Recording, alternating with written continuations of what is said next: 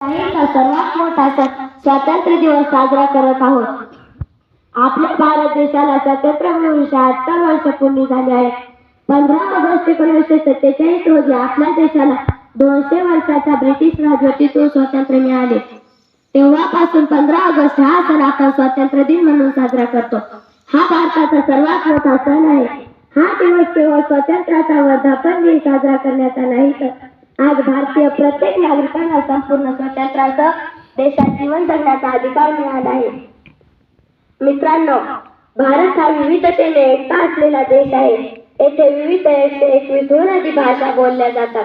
270 मातृभाषा आहेत. वेगवेगळ्या राज्यांमध्ये वेगवेगळ्या संस्कृतीत असतात.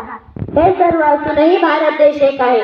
मित्रांनो, प्रत्येकाला इतक्या सहजीने स्वातंत्र्य मिळाले नाही, हे लक्षात ठेवण्याचा आजचा दिवस आहे. महात्मा गांधी, भगतसिंग, राजगुरू, चंद्रशेखर आझाद, अब्दुल कलाम, मौलाना कासिम, नानोतावी यांसारख्या शेकडो स्वातंत्र्य सैनिकांनी भारत देशाला स्वतंत्र करण्यासाठी सर्वस्व त्याचा त्याग केला.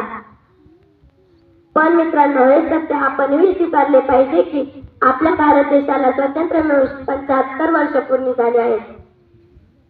परंतु आजही भारत देशात गुन्हेगारी, भ्रष्टाचारी, हिंसाचार, दहशतवाद, गरिबी, बेरोजगारी, मॉब लिंचिंग यांसारख्या